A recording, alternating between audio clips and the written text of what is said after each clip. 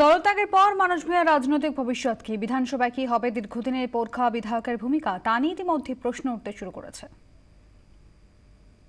কংগ্রেস ছেড়ে সোমবারই তৃণমূল কংগ্রেসে যোগ দিয়েছেন মানুষ ভূঁইয়া। বিধায়ক পদ নিয়ে যাবতীয় সিদ্ধান্ত তিনি ছেড়ে দিচ্ছেন নতুন দলের ওপরই।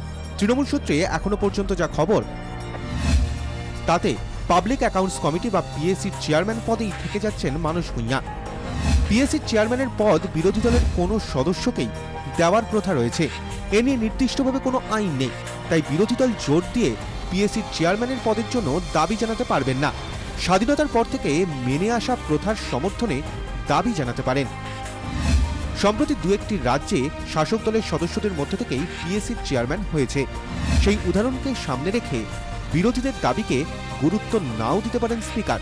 সেক্ষেত্রে মানুষ ভূঁইয়াই থেকে যাবেন পিএসসির চেয়ারম্যানের পদে। কংগ্রেসের বিধায়ক হিসেবে মানুষ ভূঁইয়ার আসন ছিল বিরোধী বেঞ্চে। যেহেতু তিনি দল পরিবর্তন করেছেন, স্বাভাবিকভাবেই প্রশ্ন উঠছে তিনি এখন কোন বেঞ্চে বসবেন। ইতিমধ্যে বিরোধী দলনেতা দাবি করেছেন, লিখিতভাবে মানুষ ভূঁইয়া জানান তিনি কোন দলের সদস্য। মানুষ ভূঁইয়া যদি এখন নিজের বসার জায়গা পরিবর্তন করতে না চান, তাহলে স্পিকার তাকে পুরনো জায়গায় বসার অনুমতি দিতে পারেন। সেক্ষেত্রে দলত্যাগ বিরোধী আইনের আওতায় তিনি পড়বেন না, যদিও এ নিয়ে বিতর্ক আছে। পোড় খাওয়ার রাজনীতিক, দীর্ঘদিনের বিধায়ক, বিধানসভায় বিরোধী কংগ্রেস তাঁর অস্ত্রেই কোণঠাসা করেছেন শাসক শিবিরকে। এখন সেই শানিত মানুষকে পাওয়া যাবে কিনা তা নিয়ে সংশয় দেখা দিয়েছে। কারণ এতদিন বিরোধীদের সময় থেকে বরাদ্দ ছিল মানুষ ভূঁইয়ার বক্তব্য রাখার সময়। এখন থেকে বিরোধীরা তার বক্তব্য রাখার জন্য আর সময় দেবে না। তাহলে মানুষ ভূঁইয়া বলবেন কোন শিবিরের সময় থেকে? শাসকের সময় থেকে? আপাতত স্পিকার এ বিষয়ে চূড়ান্ত সিদ্ধান্ত নেবেন।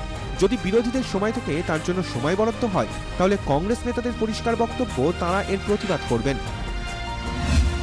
যদি বিরোধীদের সময় থেকে মানুষকে বলতে দেওয়া হয়, তাহলে কোনো বাজেট বিতর্কে তিনি অংশ নিতে পারবেন না। শুধুমাত্র স্পিকার তাকে কিছু মেনশন করতে দিতে পারেন। মানুষ ভূঁইয়ার দলত্যাগে শেষ যে প্রশ্নটা উঠছে তা হলো, এবারের বিধানসভা ভোটে 211টি আসন নিয়ে ক্ষমতায় আসে তৃণমূল শিবির। কিন্তু এর মধ্যে 3 জন কংগ্রেস ও 1 জন বাম বিধায়ক গিয়েছেন শাসক শিবিরে।